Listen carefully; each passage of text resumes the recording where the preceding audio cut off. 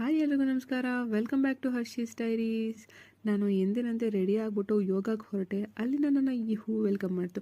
ಈ ಹೂ ನೋಡೋಕ್ಕೆ ತುಂಬಾ ಚೆನ್ನಾಗಿದೆ. ಇದರ ಹೆಸರು ಯಾರಿಗಾದರೂ ಗೊತ್ತಿದೆ ದಯವಿಟ್ಟು ಕಮೆಂಟಲ್ಲಿ ತಿಳಿಸಿ ಹೇಳಿ ಅಂತ ಹೇಳ್ತಾ ನಾನು ಆ್ಯಸ್ ಯೂಶ್ವಲ್ ಯೋಗನ ಶುರು ಮಾಡಿದೆ. ಯೋಗ ಶುರು ಮಾಡೋಕ್ಕೂ ಮುಂಚೆ ಕೆಲವೊಂದು ಸಣ್ಣ ಪುಟ್ಟ ವಾರ್ಮ್ ಅಪ್ಸ್ನ ಮಾಡಿ ಸೂರ್ಯ ನಮಸ್ಕಾರನ ಶುರು ಮಾಡಿದೆ. ಕಂಟಿನ್ಯೂಸ್ ಆಗಿ 12 ಟೈಮ್ಸು ಸೂರ್ಯ ನಮಸ್ಕಾರನ ಪರ್ ಡೇ ನಾನು ಮಾಡ್ತಾಯಿದ್ದೀನಿ. ಹಾಗೆ 12 ಸ್ಟೆಪ್ಸ್ ಕೂಡ ನಾನು ಕಂಟಿನ್ಯೂಸ್ ಆಗಿ ಫಾಲೋ ಆಗ್ತಾ ಇದ್ದೀನಿ.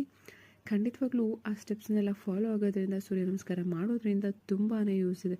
ಅದರಲ್ಲೂ ಹುಡುಗಿರಿಗೆ ತುಂಬಾ ಬೆನಿಫಿಟ್ಸ್ ಇದೆ. ಇದರಿಂದ ಬರೀ ಬೆನ್ನು ನೋವು ಸೊಂಟ ನೋವು ಹೋಗೋದಿಲ್ಲ, ಖಂಡಿತ ಋತುಚಕ್ರ ಕೂಡ ಸರಿ ಹೋಗುತ್ತೆ.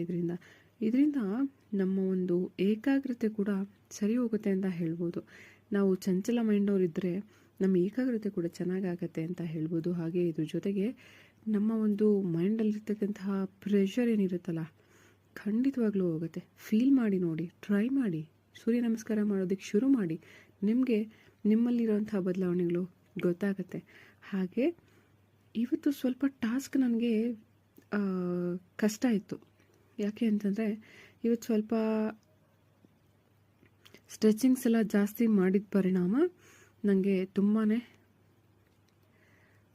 ಟಯರ್ಡ್ ಅನಿಸ್ತಿತ್ತು. ಫೈನಲಿ ಯೋಗ ಎಲ್ಲ ಮುಗಿಸಿ ಮನೆಗೆ ಹೋದ ನಂತರ ಬ್ಲ್ಯಾಕ್ ಕಾಫಿ ಕುಡಿದೆ. ಬರೋ ಟಯರ್ಡ್ನೆಸ್ ಎಲ್ಲ ಹೊರ್ಟೋಯ್ತು. ಮೈಂಡ್ ಸ್ವಲ್ಪ ಆ್ಯಕ್ಟಿವೇಟ್ ಕೂಡ ಆಯಿತು. ಹಾಗೆ ಯಾರೆಲ್ಲ ಇನ್ನೂ ನನ್ನ ಚಾನಲನ್ನು ಸಬ್ಸ್ಕ್ರೈಬ್ ಮಾಡ್ಕೊಂಡಿಲ್ಲ ದಯವಿಟ್ಟು ಸಬ್ಸ್ಕ್ರೈಬ್ ಮಾಡ್ಕೊಳ್ಳಿ ಅಂತ ಹೇಳ್ತಾ ಥ್ಯಾಂಕ್ ಯು. ನಾಳಿನ ವಿಡಿಯೋಲಿ ಮತ್ತೆ ಸಿಗೋಣ.